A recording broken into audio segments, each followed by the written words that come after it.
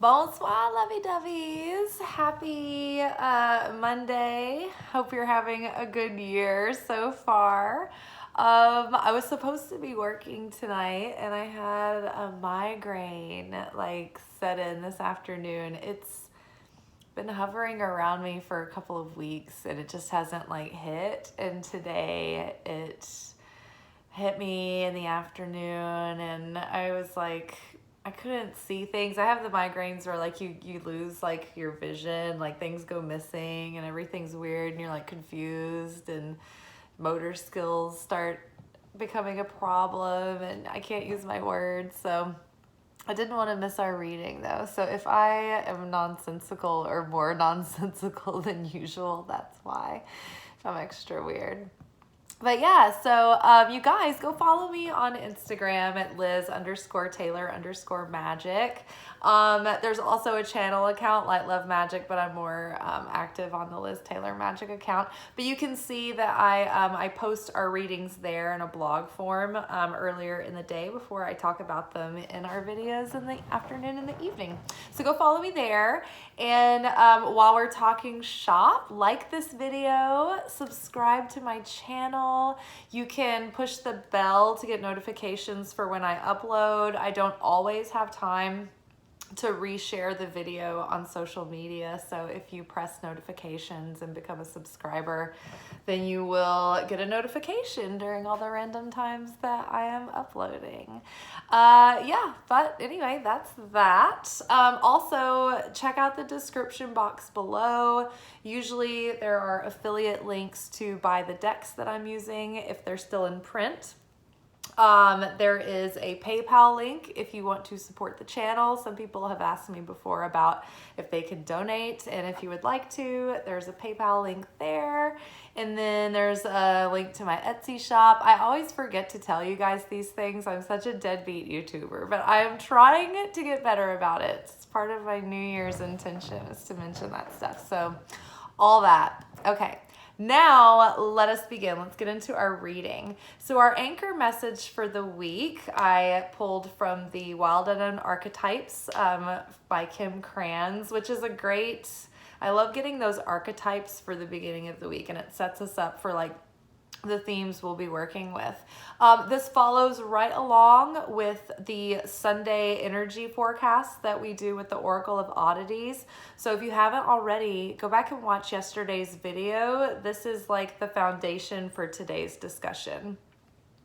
So today we have pulled the Medallion, followed by Apocalypse, followed by Venom. And to elaborate on that, we got 10 of Pentacles. We got 9 of Pentacles. And we got King of Wands. All right, so let's talk about what this means.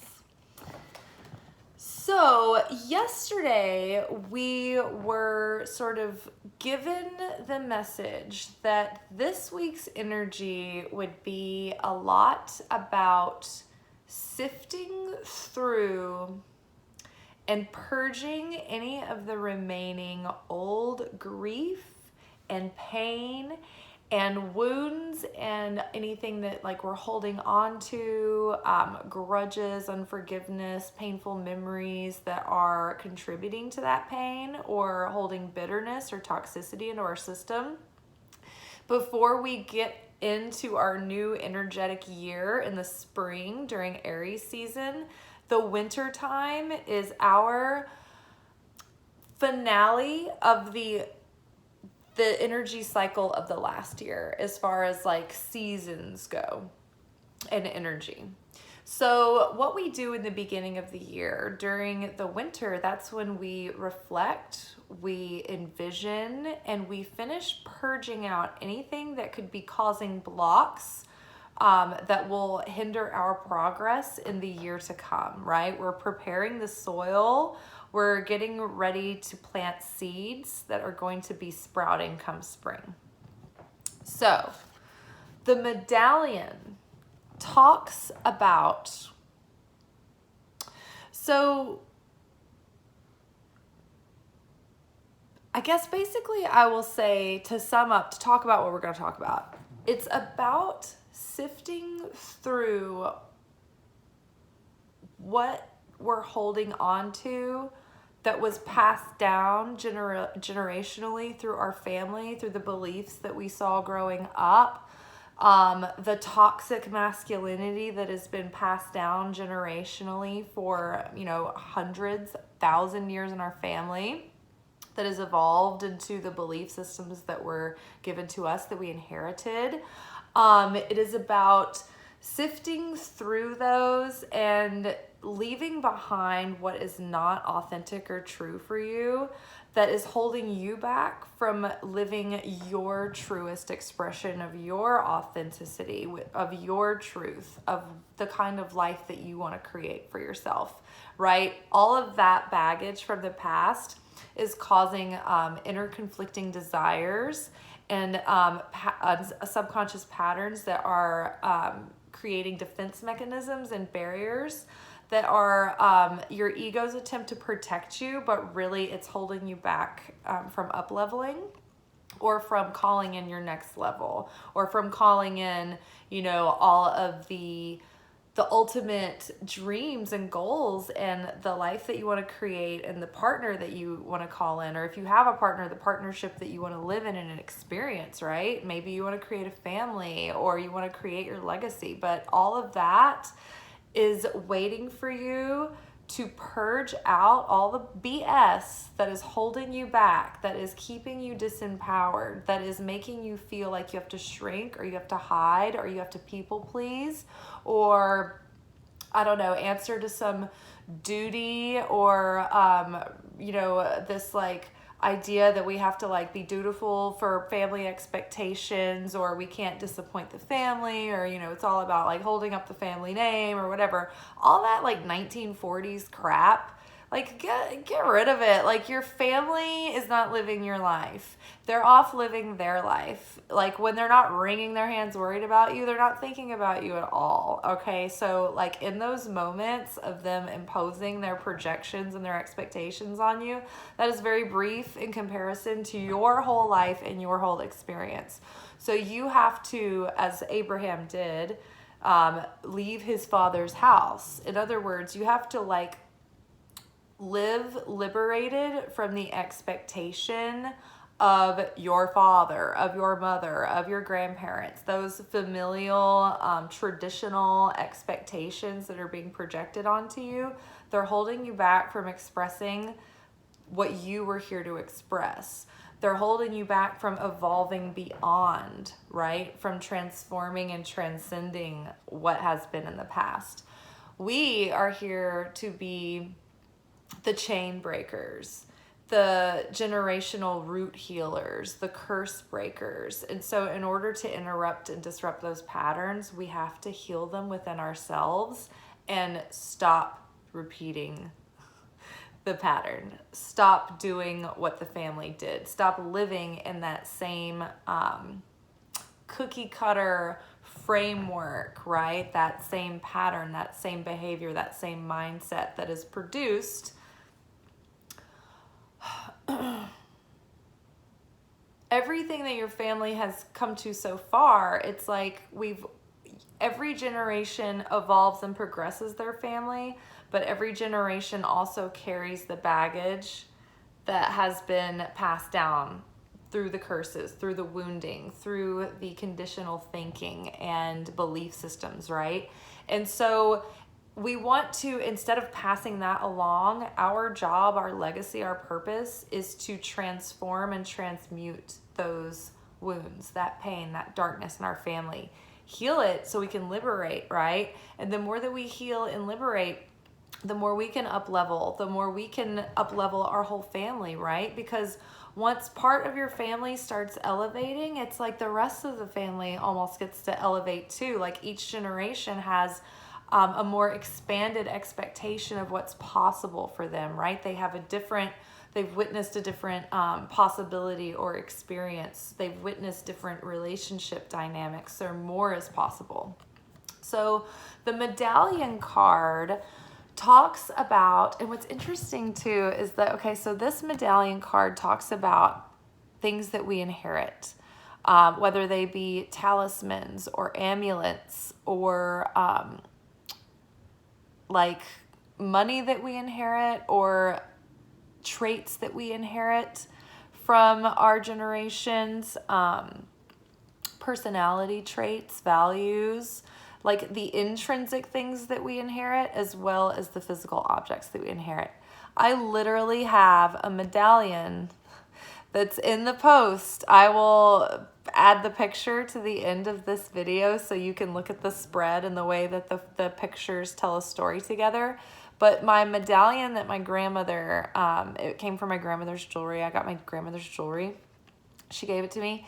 It's a gold coin with a little rhinestone in the middle, and it's a Liberty coin, right? So how symbolic is that? You know, I've realized over the years that the universe is always gifting me these very like archetypal symbolic talismans. And today when I did the post, something told me to like go get one of Granny's pieces of jewelry, and I realized that, oh my God, I have that coin. And then when I looked closer, I remembered it was the Liberty coin. And it just was so insane because this card is all about liberating yourself from the strings that are attached to those gifts from your family. From, you know, have you ever felt like when what your parents gave you, the opportunities they gave you, it put pressure on you? Like how many people were like, oh, my parents paid for me to go to law school, so now I have to be a lawyer. They always wanted me to be a lawyer. They always wanted me to be a doctor. They wanted me to make them proud. They invested so much. Like I know Ari Shafir talks about how his dad invested in him for 15 years in Hebrew school to become a rabbi, and he became an atheist telling dick jokes. So he had to break away from his father's house. Obviously, comedy is his purpose. Comedy is a sacred purpose, even when it's irreverent. Like there's something inspiring to me about Ari Shafir, even though he's an irreverent atheist, it still inspires me and brightens my day and brings goodness into my life, right? He's in alignment with his purpose, but he probably had to break out of his familial expectations. He had to risk disappointing his father, right, to be his own man. So we have to cut the cords that are attached to the gifts that we've been given. Some people feel an enormous amount of responsibility when a parent dies or a grandparent dies and they have inherited family money. They feel like they have to be dutiful to the family and live in expectation and in accordance that would make, you know, the giver proud or whatever. Or they feel like a pressure to do something to make a success out of the money or whatever. Or they feel some sort of, I don't know, guilt or shame about accepting money that they didn't earn, right? The secret, the spiritual thing to do here is to be able to receive the goodness of the blessing without the curse of the guilt or shame attached to it. So be able to receive with a heart of thanksgiving and let that blessing enhance your life. And let it enhance your life in such a way that your light spills over and enhances others' lives, right? It's actually very healthy to break rapport with your parents when you need to, or with people in general when you need to, especially if they've been giving to you, because you need to be able to hold boundaries while receiving, so that when you receive from them, you receive wholeheartedly without guilt, without feeling that you have to immediately like give it back or reciprocate or whatever. Like if you can receive it fully, then you have given them the blessing that comes when you give, when you share. When you share, you're blessed and you're elevated. And so by being the receiver, you're actually giving to the person because you're giving them a chance to elevate. You're also giving them the fulfillment of seeing you happy, because people love when they can make someone else happy. A lot of relationships don't work out, or a lot of people don't realize why they can't get along with someone. And what they don't realize is it's because, and it's really a lot more obvious in romantic relationships, but when you feel like you can never make someone happy, or that they will never let you help them, or you can't improve their life or give to them, or give them fulfillment or joy, it's very unsatisfying. And so many men specifically get frustrated with women who they feel they can never make happy, or they can never make satisfied. And so that's a lot of the way that men will lose their spark in a relationship, if they feel like they can't make their woman happy. So think about that.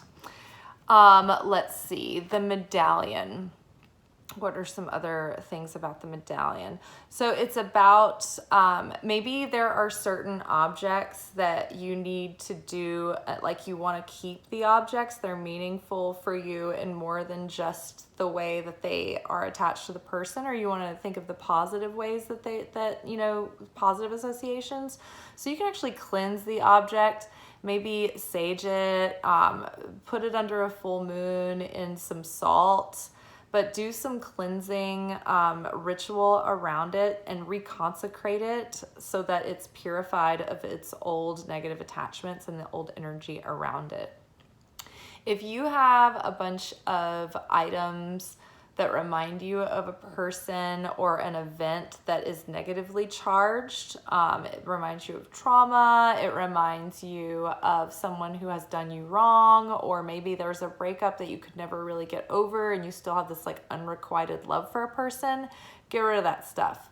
That person has an energetic hold over you, and they're keeping space, they're taking up space in your life, and they're blocking other love from coming in, or they're creating like a wedge between you and your current partner. Just the object itself, the energy in that object. So there may be things, if you can think of something that's like, ooh, I should probably throw that out, right? Or like random crap that like is still left in your house from where an ex was there or something. Like I keep finding old socks, my ex's old socks, I'm just throwing them away.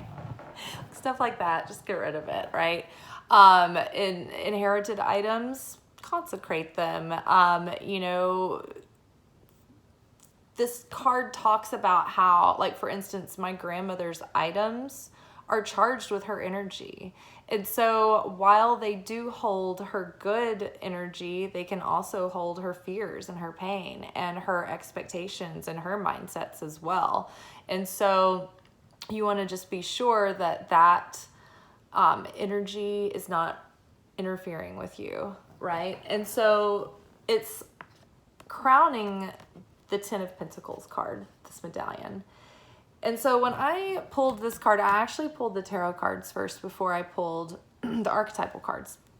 And when I looked at this version, this is a new deck that I bought. It's Mystical Moments Tarot or something like that. I've got the Oracle deck version. I love the art. But when I looked at this card, it just made me think of this like wise philosopher guy.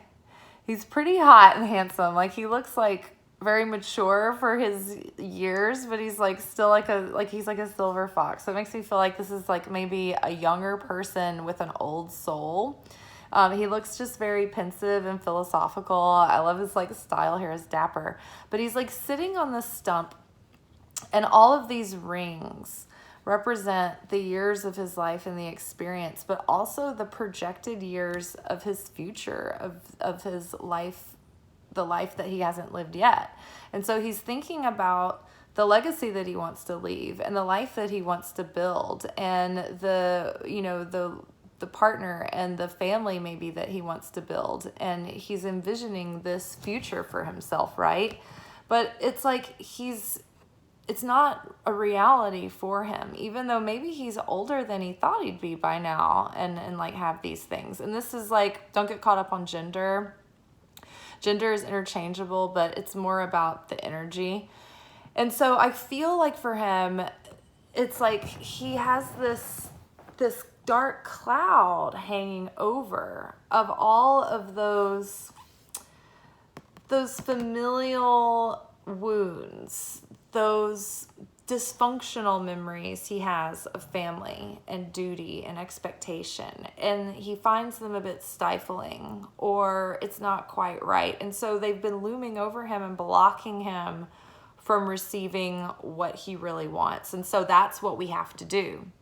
We have to heal those generational curses. We have to heal those family wounds, those sins of the generation, so that we don't repeat the dynamics that we saw growing up, so that we can move beyond them, so that we can be a better partner than we saw, and have a better partnership than we witnessed demonstrated for us growing up. And if we want to be parents, we can be better parents, more evolved, more consciousness than our parents were able to be for us. It's like everyone's doing their best, but we want to improve upon what we can each generation according to our experience, right? When you were a kid, what would you have preferred? What would have made you feel safer or given you more security or more direction or guidance? What would have made you feel more seen, more supported? Like, you can actually reflect on that and actually take it to heart and try to be a different adult. Even if you're not a parent, you can be a mentor to nieces, nephews, the kids that you come in contact with. You can be a good influence on them, and you can be really influential even if you're not around a lot, just by the kind of attitude and person you are and the kind of energy you bring and how they witness you interacting in your life and with the other adults that you're acting with and how you interact with them. So think about what it is that you want to create. And this month in particular, it's a great time to really purge all of those preconceived notions, all of those feelings of obligation to behave a certain way or to choose a certain path or to feel like you have to be with a certain type of person to please so-and-so, or to to have a certain kind of life, to keep up with the Joneses, or so that everything's perfect appearance. People try so hard to live this cookie cutter life so that they can fit in and blend in with the crowd. But it's like, when I look through this society and culture and zeitgeist, I'm just seeing these neutered robot people who have no connection to who they really are. Who are you really? Stop putting this fuzzy gauzy blurred filter on your face. You're not fooling anyone. You just look like a glowing freak. Stop doing that. Look real. Look like your real self. Do a little bit of color correction, but stop putting these robotic face altering filters on yourself. Be who you are, right? Be real. That's a lot sexier. It's a lot more comfortable. But don't try to people please. Don't try to bend yourself into a pretzel to be what other people want you to be, right? Be you. And so this character here is going through an apocalypse, right? And it's this character, this apocalypse is about all of these revelations coming into light that were previously you were unaware of. And it can be kind of jolting, and it might bring up some pain and some grief, like we were warned about yesterday this week. But it's all about as you witness this pain and this grief coming up, and as you witness these insights, the immediate discomfort will subside, but you will be so much lighter because of it. All this needs to purge out of you, to purge out of your system, so that you can have this death and rebirth can be completed, and you can move unencumbered into your future. It's we're becoming this self-assured, secure individual who's independent, who's got it going on, who's is lit, is good looking, who's attractive. This person is independent. This person is still single. So is this person over there. It's they're dreaming of what they want to create, And I feel like this person is becoming this person. This is like the divine feminine and masculine aspects within, like that are healing and coming into union.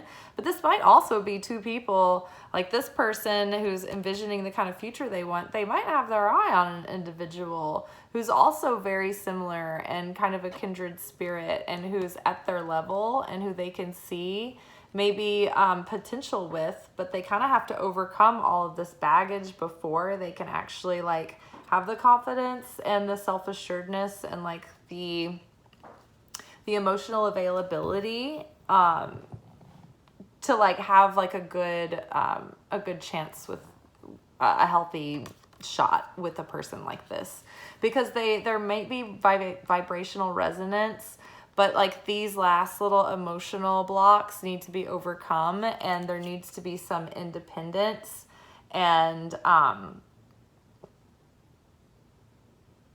some like owning of your own values before you can be with this person. Because I feel like this person, the Nine of Pentacles, is specifically a very independent and like an individualistic person. And so I think that this Ten of Pentacles is a preoccupation with family and tradition and legacy and everything, but I think that this person is wanting to create something unique for themselves, and so they have to overcome this apocalyptic moment where all of this darkness that's looming above them, they're being liberated from it. And this inheritance that could have had a negative string attached to it, or negative energy or expectation around it, when you overcome that and when you break that curse, you then unlock the power and the protection that comes with this amulet and talisman. It's like you activate that within yourself. I do think that, so once we do that, once we clear a lot of that and unblock that, what we're doing is we're getting rid of this venom, this toxicity that has been affecting our life and has been affecting our motivation. And the more that we offload this venom and clear it out, the more passionate we're going to be, the more direction we're going to have, the more clarity, the more determination we're going to have. This King of Wands is like passionately beating the drum and like marching into the future, like unencumbered, like very like go-getter, very driven, very leadership oriented. But because this was crowned by venom, I believe that this purging process and these generational curses are directly to do with toxic masculinity that has been passed down through the dark side of patriarchy. And as a result of that, there has been a backlash, or like the pendulum has swung also too far in the opposite direction for there to be a toxic feminine energy.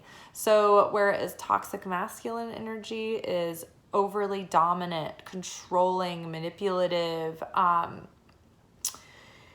misogynistic, sexist, forceful, domineering, cruel, harsh, strict, stern, like anger issues. The feminine, the toxic feminine, is overly passive, is too weak, is too, it's become a doormat, has become too complacent, too, like caters to that masculine, that's where you kind of get into those narcissists, like love bombers, like attaching to like empaths. That's that sort of like toxic masculine attaching to a toxic feminine, and it becomes a codependent like relationship and pattern, right? So toxic feminine, yes, too passive, is insecure, jealous, doesn't trust herself, doesn't feel comfortable in her own skin, is a people pleaser, has weak boundaries, can't say no, overly nurtures everyone else and doesn't self-care, doesn't know how to prioritize herself or love herself. And I mean, this divine or this toxic feminine energy doesn't necessarily have to be present in a her. It could be in a they, a transgender person. It can be in a man who identifies as a man. It could be cisgendered. It doesn't matter about gender. It's about the energy, and we all have divine masculine and feminine energy within ourselves, and we're at any given point we're trying to find that perfect balance that's the unique expression of our soul, so that can bring our own soul into its ideal state of temperance, so that you can be your most radiant. And so we both, we have both energies within us, and we're trying to reconcile those energies and bring them into balance so that we have a healthy expression and relationship to both within us. And so when those are in balance, they kind of come together and form as like this upside down triangle, and the right side up triangle, like come together as one. And that's the holy divine union. That's like the soul being in a complete state of like fulfillment and oneness and wholeness, and our like conscious like realization of it. And I mean, I think that I don't think it's a one and done. I think it's a dance throughout life. And I think that we can get more and more integrated as people. But I think that in order to have that full on like experience, I think that's the enlightened stage.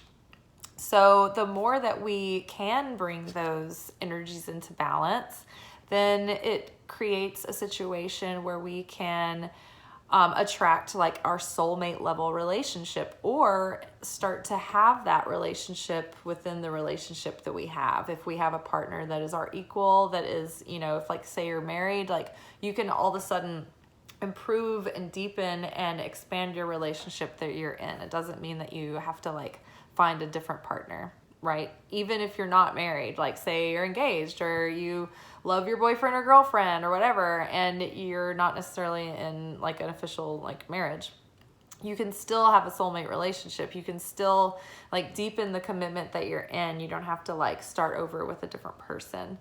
But you may need to. It depends on if that partner is meeting you equally, if they have an equal, if they're equally invested in growth, and if you're growing together, if your interests and souls are growing together, or if you're growing apart, right? That takes I don't like to call it work, but it is. It's like it's a constant attention, right? You have to tend the relationship. You have to keep it alive and stoked like a fire, right? It's almost even, it's more like a fire than a garden, because a fire takes attention to keep it going. A garden, it's like it doesn't take as much attention. I mean, there's like things that you do seasonally, and you do a little bit of weeding here and there, and you water it, but a fire takes more devotion. It takes more attention. It takes more like you have to stay a little bit closer to it, or pay closer attention to it. Keep a close eye on it. Just put it that way. Tend to it more often. Keep feeding it. Keep stoking it. Keep the air circulating. All right, you guys. So we're overcoming the toxic masculine influence, and then we're having this like resurgence of passion and determination and drive and focus and like clarity, and we know what needs to be done, and we're like able to like execute those moves. All right, y'all, I'm fried. I'm migrainey, but I think that all came out pretty coherently, and this was a lot better than I thought it was going to be. And I ended up going for 30 minutes, so what do you know? All right, y'all, well, be good, but not too good, and I will see y'all tomorrow for our manifestation reading. All right, ciao.